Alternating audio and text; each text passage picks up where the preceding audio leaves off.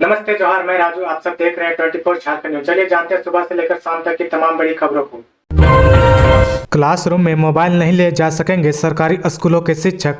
झारखंड के सरकारी स्कूलों के शिक्षकों को क्लासरूम में मोबाइल ले जाने पर पाबंदी लगा दी गई है। अब शिक्षक का स्कूल के प्रधानाध्यापक के पास या फिर स्टाफ रूम में अपने लॉकर में इसे बंद कर कक्षा में जाएंगे। इसके लिए स्कूली शिक्षा व साक्षरता विभाग के सचिव के रवि कुमार ने गाइडलाइन जारी कर दिया है। निलंबित आईएएस पूजा सिंघल को बड़ी राहत मिली, अंतरिम जमानत। मनरेगा घोटाले और मनी लॉन्ड्रिंग के आरोपी पूजा सिंघल को बड़ी राहत मिली है। पूजा सिंघल को कोर्ट ने अंतरिम जमानत दी है। बता दें कि 25 मई से ही जेल में बंद पूजा सिंघल की कई जमानत याचिका खारिज की जा चुकी है। बता दें कि रांची के बिरसा मुंडा केंद्रीय कारागार में बंद पूजा सिंघल ने बेटी की बीमारी और उसकी देखभाल का हवाला देकर जमानत मांगी थी। गौरतलब है कि पूजा सिंघल को खूंटी जिले में उपायुक्त रहते मनरेगा में 18 करोड़ रुपए के घोटाले और मनी लॉन्ड्रिंग के आरोपों में ईडी ने 11 मई को गिरफ्तार किया था। 6 जनवरी को होगा झारखंड माध्यमिक शिक्षक संघ का चुनाव। शिक्षक और शिक्षकेतर कर्मी करेंगे मतदान। झारखंड माध्यमिक शिक्षक संघ के प्रखंड स्तरीय संगठनिक चुनाव को लेकर सुगबुगाहट तेज हो गई है। अध्यक्ष, उपाध्यक्ष, सचिव और कोषाध्यक्ष के पद के लिए 6 जनवरी को चुनाव होगा। संघ ने चुनाव की तैयारी शुरू कर दी गई है। वहीं दूसरी ओर विभिन्न पदों में अपनी किस्मत आजमाने को लेकर शिक्षक शिक्षिकाओं भी अपने अपने स्तर से तैयारी शुरू कर दी है। 6 जनवरी को +2 उच्च विद्यालय डोरंडा राज धनवार चुनाव होगा। इसमें प्रखंड में अवस्थित सभी सरकारी एवं अल्पसंख्यक उच्च विद्यालय के शिक्षक एवं शिक्षकेतर मतदान करेंगे। साहेबगंज जहाज हादसे में 3 और हाइवा गंगा से बरामद। अब तक लापता चालक का नहीं मिला सुराग। साहेबगंज मनिहारी गंगा पुल निर्माण में लगी डीबीएल कंपनी की साइट पर 30 दिसंबर को हुए जहाज हादसे के चौथे दिन सोमवार को गंगा में समाये 3 और हाइवा और रेस्क्यू व गोताखोरों की टीम ने बाहर निकाला है। इस तरह 2 दिनों में 4 हाइवा बाहर निकाले जा चुके हैं। उस हादसे में 7 स्टोन लोडेड हाइवा व चालक सरफुद्दीन गंगा नदी में गिर गए थे। सोमवार को कोलकाता से आई 4 गोताखोरों की टीम व डीबीएल कंपनी की क्रेन से सुबह से शाम तक रेस्क्यू ऑपरेशन चलाया गया। लापता चालक सरफुद्दीन का कोई सुराग नहीं मिला। डीबीएल कंपनी के मैनेजर भानु प्रताप सिंह ने बताया कि लापता ड्राइवर सरफुद्दीन आज भी नहीं मिला है। 5वें दिन भी राहत व बचाव कार्य जारी रहेगा। मौके पर एसडीओ राहुल जी, आनंद जी, बीडीओ सुबोध कुमार, मुस्पिल थाना प्रभारी अनुपम प्रकाश जवानों के साथ मौजूद थे। संवेद शिखरजी पर जैन समाज की भावनाओं के अनुरूप फैसला लेगी हेमंत सरकार।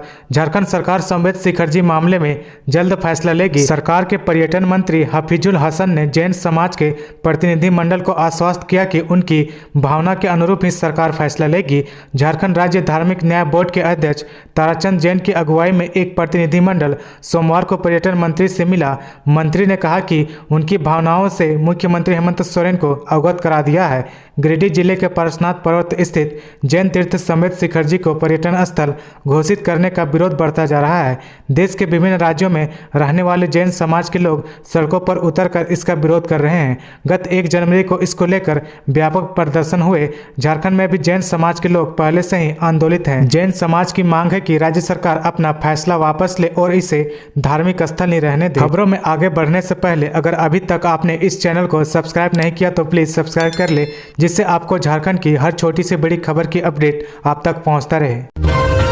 सुप्रीम कोर्ट का बड़ा फैसला। मंत्री, सांसदों, विधायकों की अभिव्यक्ति व बोलने की आज़ादी पर अतिरिक्त पाबंदी की जरूरत नहीं है। सुप्रीम कोर्ट ने मंगलवार को अपने अहम फैसले में साफ किया कि सार्वजनिक पद पर बैठे लोगों के बोलने पर अतिरिक्त पाबंदी लगाने की जरूरत नहीं है। शीर्ष अदालत ने कहा कि सामूहिक जिम्मेदारी के सिद्धांत को लागू करने के बावजूद किसी मंत्री द्वारा दिए गए बयान को अप्रत्यक्ष रूप से सरकार के साथ नहीं जोड़ा जा सकता है।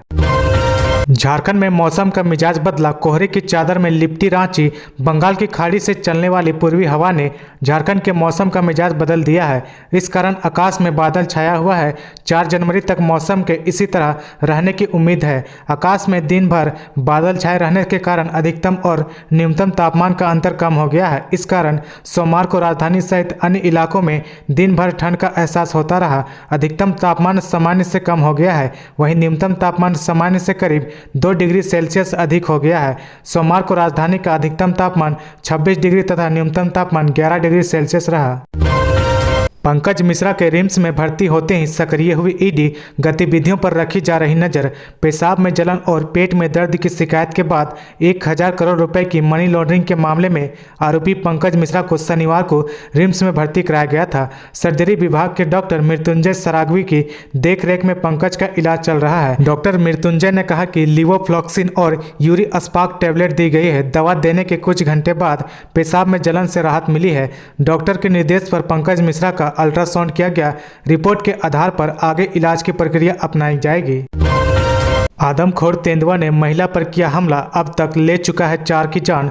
गढ़वा जिला अंतर्गत भंडरिया थाना के विंदा गांव में तेंदुए ने एक महिला पर हमला किया, उसकी जान बाल बाल बच गई। घटना सोमवार शाम करीब 6:30 बजे घटी। यह जानकारी रेंजर गोपाल चंद्र ने दी। उन्होंने बताया कि तेंदुए के हमले के बाद महिला ने बहादुरी से डंडा उठा लिया। उसके पास टॉर्च भी था। टॉर्च की रोशनी और डंडे के कारण महिला बाल बाल बच गई। उन्होंने बताया कि घटना के बाद तेंदुआ सहित अन्य जंगली जानवरों की तस्वीर उसे दिखाई गई। महिला ने तस्वीरें देख हमला करने वाले जानवर की पहचान तेंदुए के रूप में की है। घटना के बाद बिंदा गांव में भी 2 कैमरे लगाए गए हैं। चाईबासा के बाद अब संथाल पर गृह मंत्री की नज़र। लोकसभा चुनाव 2024 को लेकर मिशन मोड में बीजेपी। लोकसभा चुनाव 2024 को लेकर भाजपा मिशन मोड में आ गई है। 7 जनवरी को केंद्रीय गृह मंत्री अमित शाह के दौरे से भाजपा उन सीटों पर चुनावी बिगुल फूंक रही है जहां उन्हें बीते लोकसभा चुनाव में शिकस्त मिली थी।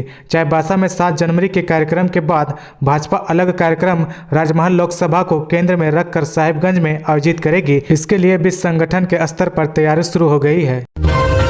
टेरर फंडिंग मामले में कारोबारियों की बढ़ी मुश्किलें, अब हर दिन होगी सुनवाई। चतरा के टंडवा स्थित मगध व अमरपाली कोयला परियोजना की टेरर फंडिंग से जुड़े मुकदमे का सामना कर रहे आधुनिक पावर कंपनी के तत्कालीन एमडी महेश अग्रवाल, कारोबारी विनीत अग्रवाल, अमित अग्रवाल, सुदेश केडिया समेत अन्य आरोपियों की मुश्किलें बढ़ गई हैं। सुप्रीम कोर्ट ने एनआईए की विशेष अदालत ने जज को मुकदमे की सुनवाई प्राथमिकता के आधार पर 1 साल के अंदर पूरी करने का आदेश दिया है। इसके बाद एनआईए कोर्ट ने सुनवाई डे टू डे शुरू कर दी है। छुट्टियों को छोड़कर सभी दिनों में गवाही एनआईए को सुनिश्चित करनी है। गवाहों के नहीं आने से परीक्षण स्थगित न हो, इस पर विशेष ध्यान देने को कहा गया है। यात्रियों के लिए बड़ी खुशखबरी, रांची हावड़ा के बाद झारखंड के कई शहर से भी चलेंगी वंदे भारत ट्रेन। झारखंड को इस साल वंदे भारत ट्रेन की बड़ी सौगात मिलने वाली है, जिसका परिचालन रांची से हावड़ा के बीच होगा। इस दौरान ट्रेन का ठहराव आसनसोल, धनबाद, बोकारो समेत कई जगहों पर होगा। लेकिन इन सब के बीच यात्रियों को एक और बड़ी खुशखबरी मिली है। दरअसल वंदे भारत ट्रेन के टाटानगर से होकर चलने की संभावना बढ़ गई है। सूत्रों के अनुसार रेल मंत्रालय ने चक्रधरपुर मंडल से इसको लेकर प्रस्ताव मांगा है। वंदे भारत ट्रेन को रांची के बाद टाटानगर से शुरू किया जाएगा। पहले चरण में टाटानगर से हावड़ा या भुवनेश्वर के बीच यह ट्रेन चलेगी। डीआरएम एजे राठौड़ ने कहा कि वंदे भारत परिचालन का काम सीधे बोर्ड ही देख रहा है और बोर्ड को ही इससे किसी तरह का जवाब देने की इजाजत है। इस पर हम कुछ नहीं कर सकते हैं।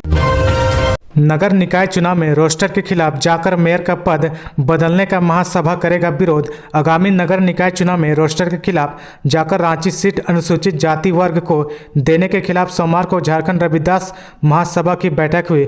बैठक में संदीप राम ने कहा कि रोस्टर के हिसाब से रांची मेयर का पद अनुसूचित जातियों के लिए आरक्षित था, लेकिन अनन फनन में गैर संवैधानिक संस्था टीएससी की बैठक कर रांची के मेयर पद को फिर से आरक्षित अनुसूचित जनजातियों का कर दिया गया। वहीं प्रदीप रवि ने कहा कि झारखंड राज्य अनुसूचित जाति आयोग में 2 वर्षों से न अध्यक्ष और न ही सदस्य। झारखंड के गजट में सरकार ने अनुसूचित जनजाति तो लिखा है, लेकिन अनुसूचित जाति को हटाकर मूल निवासी कर दिया है। इसके विरोध में धरना देने का निर्णय हुआ है। युवक पर प्रतिबंधित मांस खाने का बनाया दबाव, मना करने पर अधमरा होने तक पीटा।